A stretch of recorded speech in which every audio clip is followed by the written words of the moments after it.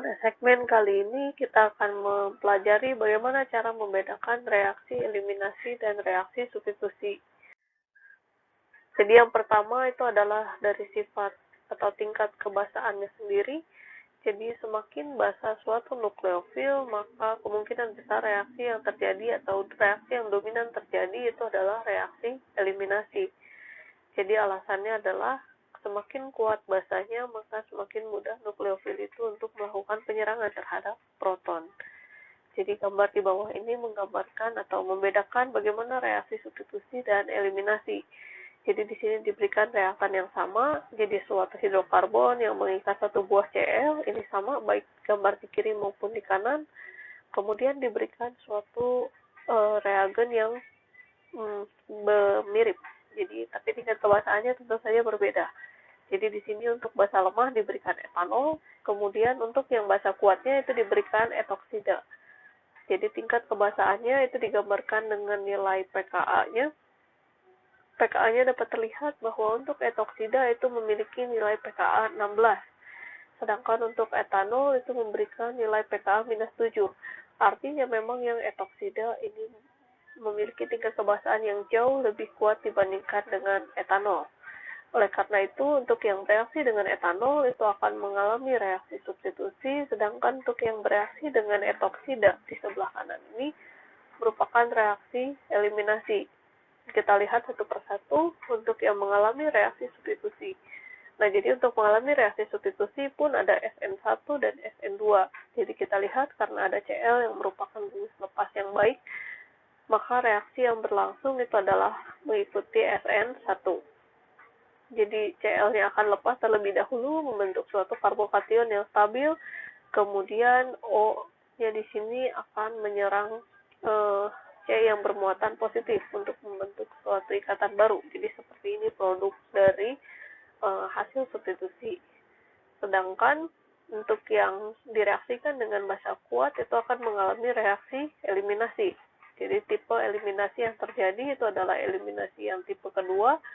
Jadi untuk yang etoksida yang bermuatan negatif ini akan sangat mudah menyerang proton. Oleh karena itu dia akan menyerang satu buah proton yang ada pada CH3.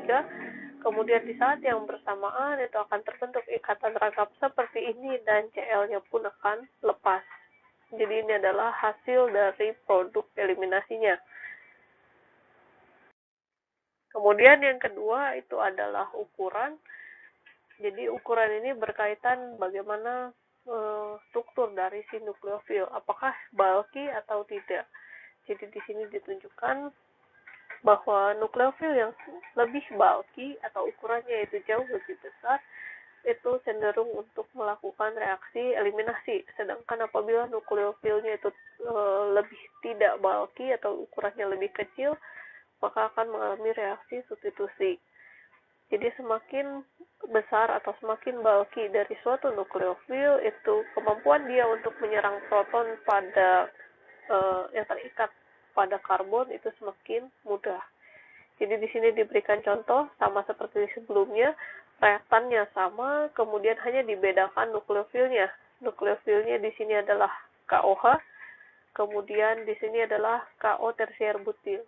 Jadi dapat dilihat bahwa kalium O tersier butil ini pasti ukurannya jauh lebih bulky dibandingkan dengan KOH. Dari sisi basanya sama-sama keduanya merupakan basa yang kuat. Jadi kita lihat faktor yang berpengaruh di sini adalah ukurannya. Nah, untuk yang ukurannya besar itu akan mengalami reaksi eliminasi.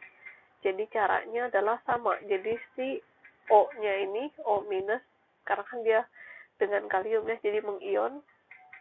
Nah, O minus ini langsung akan menyerang satu buah hidrogen yang ada pada karbon yang dekat dengan si Br, di mana nanti Br-nya tentu saja akan lepas dan menghasilkan suatu produk dengan ikatan rangkap seperti ini.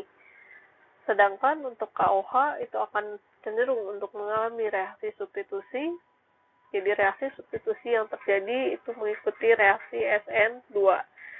Jadi KOH-nya itu akan menyerang C yang cenderung bermuatan positif, dan di saat yang bersamaan itu Br-nya akan lepas.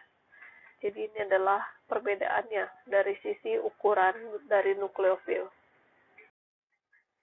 Nah, jadi tabel ini adalah rangkuman terkait tentang bagaimana cara kita membedakan reaksi eliminasi dan reaksi substitusi.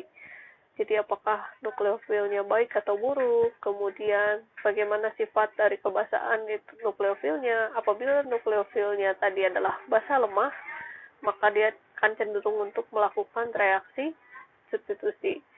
Sedangkan apabila nukleofilnya itu memiliki sifat basa yang kuat, sama-sama kuat, itu cenderung eliminasi, tapi kita lihat dulu apakah ukurannya itu bulky atau tidak. Jadi kalau ketika ukurannya tidak begitu bulky, maka dia bisa melakukan reaksi substitusi, sedangkan ketika sangat kuat dan juga ukurannya besar atau bulky, maka dia cenderung untuk melakukan reaksi eliminasi.